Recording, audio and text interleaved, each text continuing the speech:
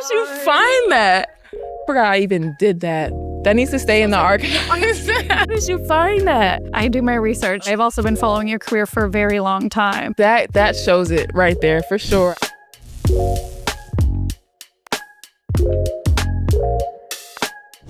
What's happening, basketball fans? Welcome to another episode of Hoop. There it is. I actually have 6 episodes in. I think we're getting worse, but that's okay. We have many episodes to go, Amy. I'm Lindsay Dunn. I'm Amy Audibert. My internet right now sucks, so Dunn is frozen, so I will take the hit for that miscommunication. No, that's fine. My internet sucks. Nothing's frozen. We're just having good times and good vibes. And I hung out with you on the weekend because we were covering the Temple game where they beat Chicago Sky pretty heavily in a Commissioner's Cup game, which we will get to the reaction after that from a very prominent and famous 7-time All-Star from Chicago Sky that was not too happy about it. But Amy, the big storyline for the Tempo involved one of their players finally making their debut. That, of course, is Isabelle Izzy Harrison. What did you make of that debut from her? No, it was pretty freaking awesome, wasn't it? I mean, what did 14 and 6? I got the stats. 14 and 6 in 17 minutes. I mean, that's not, to me, like, that's not a player returning to. I mean, she was awesome. I think the best, I will say this, like, obviously I'm reading the stats in the basketball, and that was awesome and contributed to a much needed and a big win for the Tempo. But anyone who watched that game would have seen, I think the most impactful thing is just like how it can, like, and I'm not saying the Tempo needed a morale boost at all, but when you have a player that you love that returns and they're finding success immediately, it just makes everybody happier. Like, it affects the locker room in a big way. Not that you need it, but it doesn't hurt. Like, it absolutely helps. And so to me, like, it was just also this, the intangible, like, you see that they genuinely like Izzy, and you know, there's it was great. It was, if I'm a Tempo fan, if I'm any part of that organization, I'm thrilled to have her back because of the impact. It was nice to also see 2 bigs on the court at the same time, like 2 true bigs. That was fun, and so certainly like a glimpse of what this team, maybe a step closer to their vision. But yeah, no, that was awesome. That was great for the Tempo. Not so much for Chicago. And no, they did need a bit of a morale boost, I'll say, because we found out that Kiki Rice is going to be out for an undisclosed amount of time. Like, that sucks. She was just doing so great in her little rookie season. Yeah, I mean, yeah, because we don't have an official timeline. I think Sandy Brondello said a few weeks pregame. I'm not sure. Again, like, is that just like casual talking, or is that 3 weeks? I don't know. Sometimes, like, when you don't have a timeline, you're like, is it day to day, or is it longer term? I don't know. Nobody knows. And this is like my own opinion. This is not an inside source. But to me, it sucks for Kiki to get hurt. It's part of sport. It's nothing new. But the reality is that nobody cares in terms of, like, 14 other teams don't care. So these games keep coming. Who's available is who's going to play. It sucks for her. It sucks for any team when you lose a member of someone who's in your main rotation, and Kiki Rice certainly is in that. That being said, do I think it's season ending? Certainly hasn't presented like that. So let's hope that she's just well on her way to recovery already, which this is pros, and they're usually always very good at recovering, is like very proactively. So yeah, let's hope that we all, and I say we all as basketball fans, get to see her out there sooner than later again. We're going to talk about the rest of the rookie class in a moment. And one of the weirdest moments I've experienced at a WNBA game in a very long time, but that will happen after the interview that I had with Izzy right before she made her debut for the Toronto Tempo. Take a listen. All right, Izzy, never call her Elizabeth. I can't, but like, are you serious? Somebody calls you this? People call me Elizabeth or Isabella, and I'm just like, where's the A? Where'd you get the Elizabeth from? It makes no sense. Yeah, it's crazy. Well, I know so many people have waited for the moment, and you have waited for the moment to make your Toronto Tempo debut. Yeah. What's it been like for you to have to sit on the sidelines for a moment for that dislocated thumb to get better? I mean, it's definitely not how I wanted to start the season. And it was a huge surprise for me. You know, when it happened in practice, the first thing I thought was like, wow, I'm going to miss our inaugural home opener, and I'm not going to be able to wear Bordeaux yet. And, you know, like, at that time, it was just really scary. And the injury kind of traumatized me a little bit. It was really hard, but I had a lot of people supporting me here and like getting me literally whatever I needed, whether that was treatment, words of advice, and just sometimes some space and a lot of understanding. So I felt really cared for, and I told the trainers that when it happened, they really swooped in and handled the situation. But I'm excited to play in front of our fans. I've just been going to Coca-Cola and feeling that energy, and they're just special. I know how much they love basketball, and I just want to represent Canada so well and just be out there and play my game. Well, they feel it from you, because even when, you weren't playing yet, like, you're interacting with the fans, you're signing with them, you're taking selfies. Mm-hmm. What's it been like for you to feel that love before you even actually stepped on the court? Just like they're cheering for you. They're making signs with your name on it. Yeah. I think the more you pour into your community, the more they pour back into you. And I just want to make sure like our fans feel seen and they know that I appreciate them coming to the games. Because you don't have to. People don't have to. So whenever I see a fan, especially like the consistent ones, I try to remember faces and, I connect with them on social media, and I just really want them to feel a part of the organization because it keeps them coming back. And I don't know, I'm all about a community. I'm a Libra. So I just love the social aspect of it. And I really feel the love from the fans, and they just been like really, really great for me in this time of healing. During this time of healing, though, what's it been like for you to look at the court and realize how you can impact this team? Like, that has to bring you some excitement and joy knowing that. There's so many spots for you.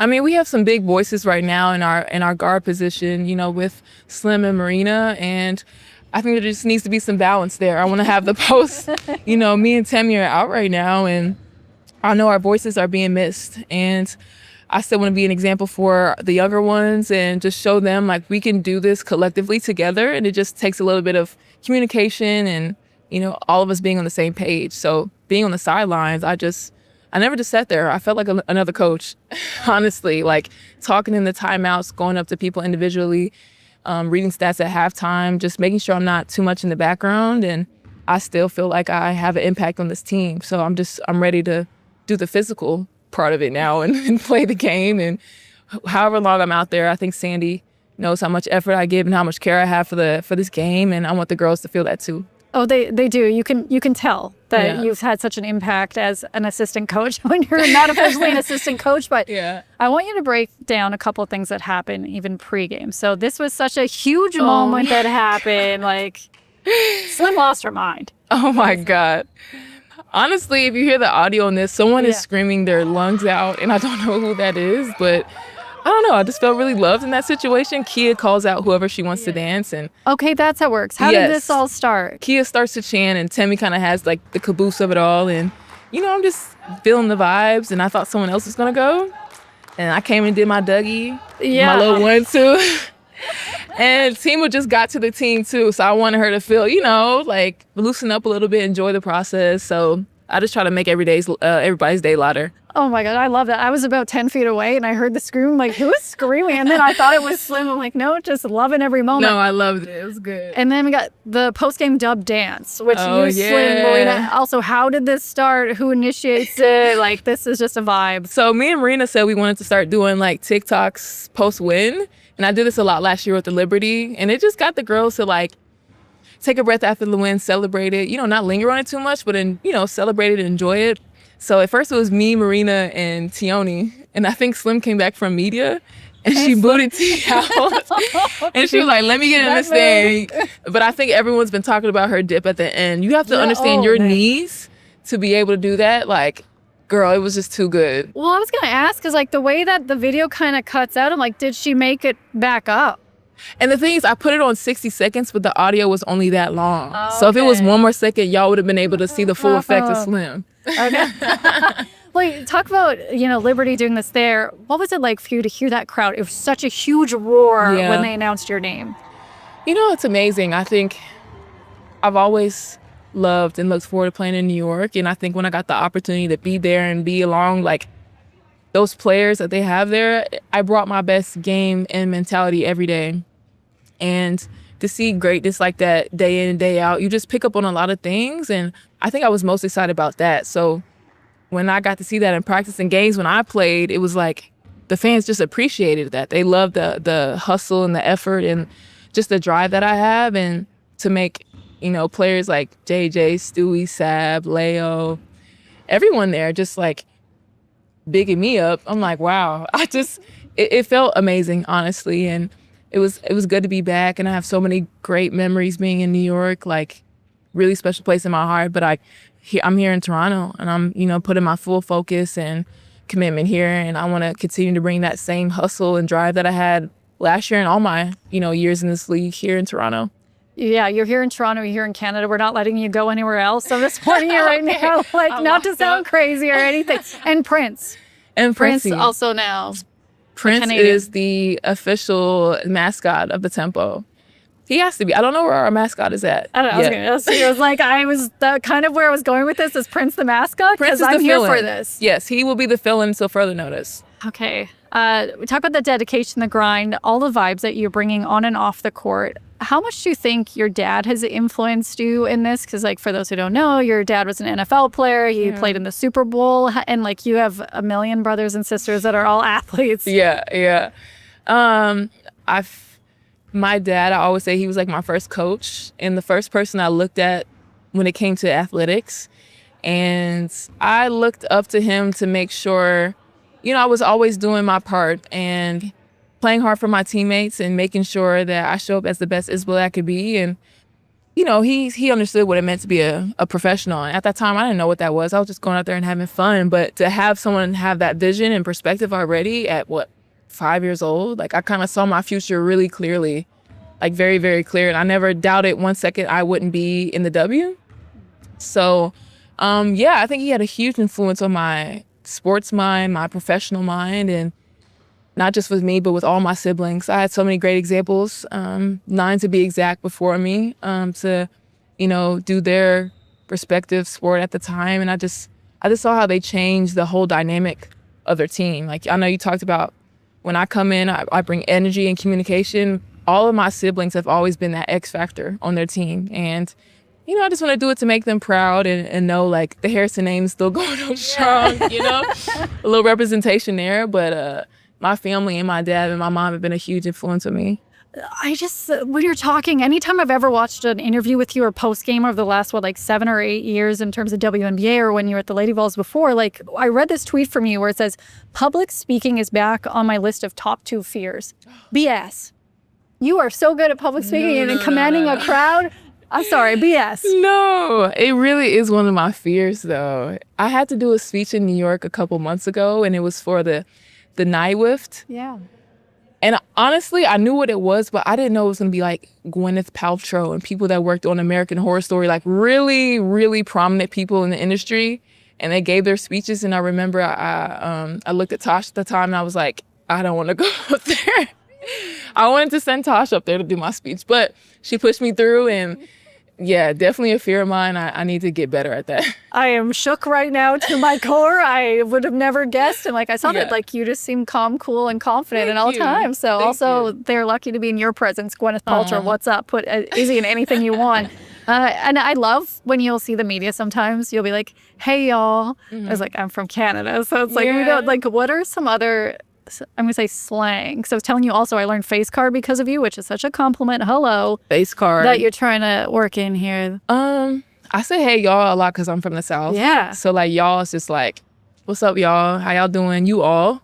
Do you dang gummit? I was trying to look up. My dad says that. It's very, like, old school. Like, old heads say that. Dang gummit. Because he doesn't curse. Okay. So, yeah, he doesn't curse. 6'8", 300-pound guy. Does not curse. I love it. I would say this is another one I've been saying, clock it. A lot of people are doing this. This is incorrect. Okay, it's this finger. Clock it. Yes. So next time you see something you like, and you're like, clock it, clock it. Can I say this interview? Clock it. Clock it. Like, it's so not cool. And you're picking up. You're like, please stop doing that immediately. It's good. I could interview you all day, but I just want to end on one thing. This is my favorite interview from you from about a decade out. And they asked you what your favorite song was. Beyonce, Halo. I like that song. And John Legend, This Time. Do you know what happens next? They didn't even put up a fight. They didn't even make a sound. I find a way to let you in. I sung on camera. Are you hearing this voice? You've been hiding this from. Wait. Are you kidding? Yeah, round of applause. Where did you find that? Yeah, I do Where my did you research. find that? I do my research Oh, in a wow. non-crazy way. I've also been following your career for a very long time. That shows it right there for sure. I forgot I even did that. That needs to stay in the archives. No, are you kidding? Your voice is beautiful. Are you Thank someone you. like, do you sing or only at home or ever? I'm like a shower singer. I'm a shower singer. I'm just so shocked that I did that because I won't sing. Yeah, I don't like public anybody. speaking, but I'm going to sing in front of a camera and kill it. I feel like they're different. I feel like they're a little different vibe. But yeah. It's so vulnerable to sing, and you have amazing pipes. Do you want me to play it again and even louder? Girl, please keep it in the archives. That's so crazy though. I'm not, but thank you so much for your time today. What is it? Clock it? Clock it. Amazing vocals. Thank you. Amy, I straight up told her I hated her after that because not only is she just such an elite, fantastic basketball player. Oh, no big deal. I don't sing, but this is me like singing just for a little like fun. And it's just like the most angelic voice you've ever heard. Are you kidding me, Izzy? Stop being so lovable. I know, right? Now, like another example of just the multi-talented women of the W. I always like when people actually legit have nice voices and they're singing. It's so awkward for me because I'm like, I don't know what to do because like I can't respond. You know, when they're serious, it's great when it's like a joke or you're at karaoke and you're like, who can belch it out worse or whatever, you know, but when they're serious, I'm like, wow, that's awesome. Like I can't do that. Oh, no, but you know what you can do, which people may not know? You can rap. I've heard you rap Nicki Minaj and whoever else that I can't think of right now. You can drop the bars. Yeah, I mean, that was like, I used to warm up. I used to like, I would say Pink Friday was the album when I was getting into broadcast. When I was getting into broadcast, Pink Friday had just come out. You know, Nicki's gone a little left for me, but, or right, I don't know. But, right. But man, yeah, sorry, I don't know. But Pink Friday was it. So I used to, I still do actually. When the Pink Friday jam comes on, I do not skip that. So do you like the song "I'm the Best"? Right through me, save me. Yeah, check it out. Those are all the jams. Yep, those are all the jams. Like how well do you know the lyrics? If you started it, I would be able to finish a lot of it. This one is for the boys with the booming system, top down AC with the no. This one's for the boys with the boom system. Yeah, yeah. That's super bass. That's like probably the best one on there. So that's an easy one. Yeah. You know, I was just trying to trick you into rapping, and you got me. Yeah, you got me. Whatever. Anybody, that's your secret talent. Besides, like you were a hooper, is you can also rap. Now, someone that was really happy to wrap up that game was Skylar Diggins on the weekend when Chicago did not play well. Yes, they made a big move in the offseason, but like you mentioned last week, they brought in a lot of great names. They re-signed some team members, and it just did not go well. So after the game, Skylar Diggins was asked about some things, and she spoke about how frustrated she was. So we're going to play a quick clip of that right now, and we'll respond out of it. We got to have more maturity and more leadership on and off the floor, from players on the floor and from the staff as well. We need more connectivity. If it was just versus one team, I'd understand that. But now it's been struggles first. You know, that's a trend of ours. It's disappointing. It really is. It's frustrated. The games ain't going to slow down. The team's going to keep getting better and better around us. So, you know, we got to figure out how we're going to turn this corner here. It's been an extremely frustrating experience. Amy, when you hear and see her frustration, so I think a lot of people are surprised by their record right now. And we spoke about the injuries that the team is dealing with. Is there any other storyline, say, surrounding the WNBA or a team that you're either like, oh, I thought they would have a little bit more wins by now, or you know what I mean? Other than Chicago? Yeah. I mean, it's kind of the same story. I thought Seattle would have had more wins right now, but they're missing Dom, they're missing Izzy still, and then Awa comes without them being able to get reps at this point. Do I think they can still turn a corner and take major steps forward this season? Absolutely. But you know, it's just again, it speaks to this whole thing and the difference between Seattle and Chicago, in my opinion, is like Seattle, to me, like they might be measuring success differently because they're so young. They are, to me, one of those teams where they have a load of players that in 5 years from now could be like big time household names. But Chicago's got all these vets. And so while not having your players available totally sucks, I do believe they were in more of a win right now mental space before the season started. And I mean, now, like, of course, with Skylar's comments about, I asked Tyler, their head coach, Tyler Marsh, at the game, like, that's what gets on Twitter. And that's the thing that's everyone's like, oh no, there's clearly, and maybe there's some internal issues. I don't know. I'm not in the locker room. I don't want to speak for it. I will say it was a little bit alarming because they do have vets out there that are all-stars, that are like big time names in this league. And they just, the Toronto Temple played excellent defense, but they're not one of the better defensive teams right now in the league. And so for Chicago to really struggle and not be able to just figure things out, I mean, certainly there's an area of concern for them. I do feel bad because if they were healthy, I think they'd be in a different position right now. Well, and then like I spoke to you before the game because we were trying to arrange an interview with Skylar Diggins, but it happened to be at the same time that our former head coach, Danny Brundello, was speaking. So I quickly went into the interview and I was debating whether or not, like, where to put this. When are we going to air it? So we're going to play a little bit here. It's just obviously it's a different mood and different experience because it's before the game. And I also was asking some pretty lighthearted questions because, like, she's from not far from Chicago. So this is a bit of a homecoming. So I have a question to you as a fellow journalist and somebody that's been around the league and sports for a long time. What are your thoughts on, like, because I know I'll get roasted for the interview, nor do I care about that, though. When people go to a player before the game and say, like, hey, basically, you guys suck, your stats are this, this, and this. Like, hey, even with the tempo, like, they shot 18.2% from three. So if somebody went to one of the players before the game and they're grilling them about it, do you think there's sometimes an appropriate time when to ask that if they're available, say, at practice beforehand? I mean, I think it would, for me, I'd be more comfortable also asking those questions the day before at practice. But I also think, like, professional athletes understand, like, there's a certain allotted time to speak to the media. I mean, pregame, thing is, as an athlete, you always, when you have a microphone in front of your face, you always get to decide how that goes. Like, you could be very short, which means, like, not now, pregame, or you can give more in-depth answers. Like, you do get to decide. And I do think, for me anyways, like, I try not to talk to players pregame for the most part for my job, because I just, like, they're getting ready to go to battle and go to work. But if they say, yes, no, I'm willing to talk, let's chat, you know, like, they have the right to do that too. So I don't know, like, kudos to you, Dunn, because I think too, but when you're talking about a player like Skylar, also, like, super professional, has been in this league for a long time, I think there's certainly something about having those conversations with her than maybe a first-year player or second-year player. And so to me, it's very situational.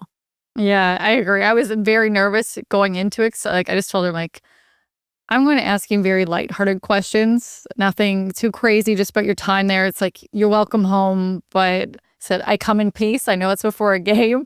So she probably appreciated that, right? Like, she was really nice. So here's a much different environment and scenario, but here is my interview with Skylar Diggins. Skylar Diggins, 7-time All-Star, hopefully 8-time All-Star for this coming season.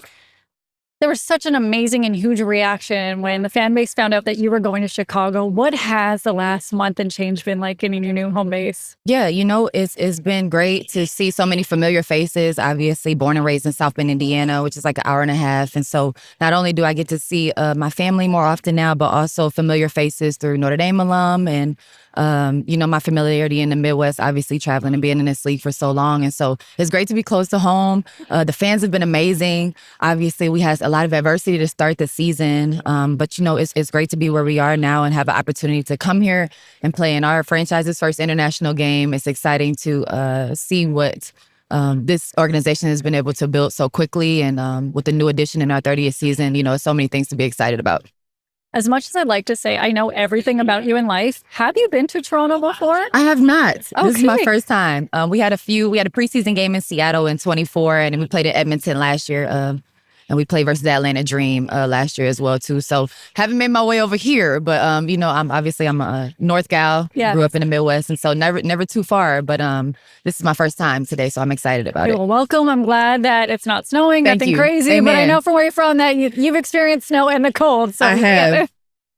But back to kind of like that hometown reception. How many people are trying to hit you up for tickets? You know, more now than ever, Okay. I'll say. And that's just in general. You know, the buzz around the league is the biggest it's ever been. The product is the best it's ever been. And so there's a lot of people, not just unique to me, trying to get in our seats in those arenas. And, you know, it's been great to see around the league the response of fans who've either come into the games or streamed the games or, you know, corresponding with the games online. So, yes, a lot more ticket requests now, at least 10 for each game. But that's great to have my support system so close by. Being a support system, one of your rookies not too far from you in pockets, what's it been like in like, you know, when you're around the rookies because you're a vet in this league and you even having the first overall draft pick, wanting advice and loving to be around you? What's kind of advice that you've been able to give to some of them? Yeah, we have such a big separation. I think we had like 7 or 8 players, 25 and under. And then we're on the other side of the spectrum with some of our vets as far as how long we've been in this league. And so anytime I get a chance, I think the best thing I could do is just try to lead by example and try to show, you know, how I've been able to achieve longevity in this league through, you know, my routine and being a pro and, you know, watching film and how I show up and approach every single day. And so hopefully they've been able to learn some of those things from me outside of any direct questions they have, be it basketball or just about the league in general. So I appreciate those pockets of time that happen just naturally throughout, you know, the season where you have those conversations and then other opportunities I get to lead by example. Talk about leading by example, but also your reputation around the league. Sandy Brondello, one of your former coaches, was just talking about how impactful and impressive it is, the routine that you've kept throughout the year, how much respect everyone has for you. Can we talk about actually keeping in that mindset, though, and also keeping in the routine to be able to have such longevity? Because that's not easy. Yeah, it's not, especially with 2 maternity years, you know, and 2 babies. And so it's been amazing. Obviously, Sandy is a great coach. Everywhere that she goes, the program gets better. And obviously, I played in final series and seasons under Sandy. And, you know, it's no surprise to me what she's done here is what she does everywhere she goes. And so it's a huge compliment coming from her. But yeah, I mean, just the examples that I've seen coming into this league, obviously the talent that I come in this league is why I have to go as hard as I do because it's disrespectful to show up any other way. You know, you won't get very far in this league without a work ethic and some type of routine. And so it's from, you know, the shoulders that we stand on in this league and the example that I had all the examples I had when I first came in this league of what it means to work and keep your value high in this league. And so, you know, hopefully people, if they didn't learn anything from me, they learned that. Okay, this may be a disrespectful question right now, but I know at one point you said that you had the best playlist in the league. Yes. Do we still stand by this statement? To my accordances for me, you know. But I let the youngins take it in the locker room now. You know, I probably am showing my age a little bit with my playlist now. So I let one less thing off my plate. I let the youngins handle that now. Can I hear what some of the playlists would be if we got the ideal You know, Skylar playlist? it's more like R&B focused, you know, more like SZA and like Kalani and like R&B groups like that. You know, I have to stick with my even 90s R&B groups, you know, my SWV, TLC, some Aaliyah. You know, it's going to be pretty cool, calm, and collected, which is the antithesis of what I try to be when I'm warming up for the games. And so I let the youngins do that because when I'm warming up for the games, the music is a little bit different. But, you know, we got a lot of people in there that I can defer to. The music that you're listening to, last question, before you go into the games, are we talking like heavy metal, screamo? We're like... No, not necessarily screamo, you know, maybe a little crunk, maybe a little southern rap, maybe early thousands, you know, trap influenced, you know, maybe a little Drake since we in Canada, you know. We love it. But yeah, I definitely listen to more upbeat sounds, you know, as the game is starting. All right, noted. No screamo. No screamo. May have to add that to the next playlist. Amy, she's talking about the best playlist that, you know, she has one of the best playlists, but she kind of gave that up to the young team right now. But can you do me a favor and just tell me if you can finish this lyric? Oh, gosh. You let me win, you let me ride, you let me rock, you let me slide. Yeah, I know that. I can't think of it right now. I can't think of it. But when they looking... Is that that's Nikki. That's Yes. Oh wait. Yeah, I can't think, but that's from Pink. That's definitely a lyric from Pink Friday on Nikki. Yeah. Wait, Save Me? Is that Save Me? No, it's called Right Through Me. Oh, All I right know through. You is, like, see right through. Yeah, you see right through me. Yes, the music video with, but I think she's fighting with the guy. Yes. yeah, I You laugh see because, like, when I looked up yeah. lyrics while you were telling me about, well, when you're spitting facts, I'm like, oh, great. The first Thanks for three, listening. yeah, sorry. The first three lines of the song is like, how do you do that S-H-I-T? How do you do Yeah. that S-H-I-T? Like, Yeah. Yeah. I'm not Yeah. going to get you to say that.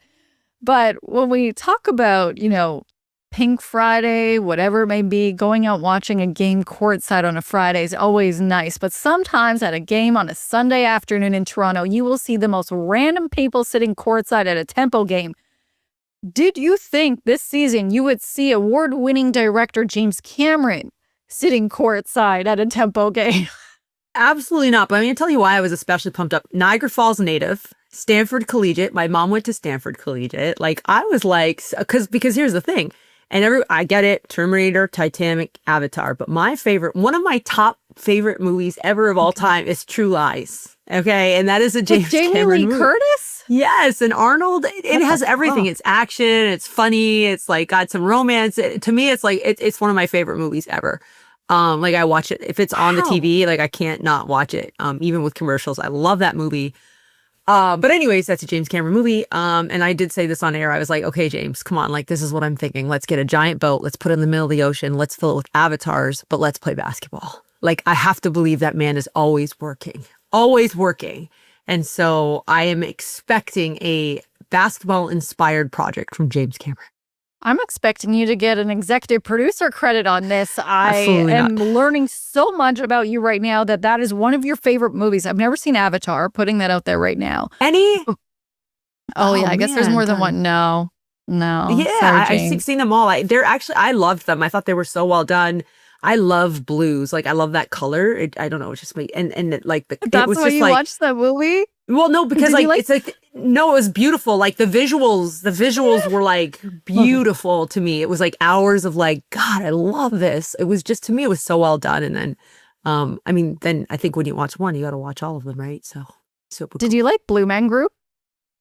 No. I mean, I like Moana. I know what you're talking about. I don't know. Like, I don't go to that. Oh, well, this actually brings me up to another movie that you love that I didn't watch until I met you, and I don't think I like it, but the one with Bruce Willis, it's like a sci-fi in the future kind of movie. Oh my God, The Fifth Element. That's not, so those are, yeah, the Fifth Element and True Lies. Yeah, those are my movies. Yeah. We have so much to talk about. Oh my gosh, Amy. On that note, what is another random celebrity that you have potentially seen courtside? Because I know you've actually like crossed paths with a number of them in your job, either with the WNBA or the Heat. I don't know. Honestly, I don't know. Like I got to go through I our can't text think of thread. any. Because there's always It's- so many. I'm yeah. like, hey, remember when this person stopped by and Oh, like no. dapped you guys up in the booth? I can't think of it. I honestly can't think of it. It's probably because, like, I don't know. There's I been feel so like many. for She's me, big like, time, everyone. no, I'm not. No, She's it's not. really It's big famous in Toronto. Yeah, no, not at all. You know what it is for me, honestly? Like, I'm not gonna say I don't think nervous is the right word, but like, I get so, you know this, like, I get so like locked into my work and maybe even like too much on a game day. But so I just like, I mean, I think it's great to get big front facing celebrities out to games and supporting games. But for me, like, I don't know, like sometimes I'm oblivious to it because I want to do my job really, really, really well. But I mean, seeing James Cameron was like super dope. I saw Dylan Brooks a couple weeks ago, like that's cool. I love seeing hoopers at hoop games, like, but then I like seeing like actors or people like you wouldn't know, like you wouldn't think would be out to a Tempo game, but like Lily Singh, obviously, like super with him in the locker room. That was awesome too. So I don't know. I mean, you have more Diplo was celebrity there. stories. I gotta look that up. Did you even know who that was? Because I had no idea. Yes, but I'm saying I have no idea who's there. Okay. Unless our producer and directors are usually like so really good at letting us know that people are there. But I mean, you're the one that has more celebrity, a lot more celebrity interaction than me. The only Because you actually are a celebrity big, you are big. You actually are Toronto famous. No, I am not. I am Toronto awkward, but the most famous celebrity I know and coolest one I know is Amy. So on that note, thank you for watching and subscribing to another episode of Hoop There It Is. There it We'll is. See you guys next week. She's big time. Thanks for watching Hoop There It Is. Make sure you like and subscribe New content every week. every week.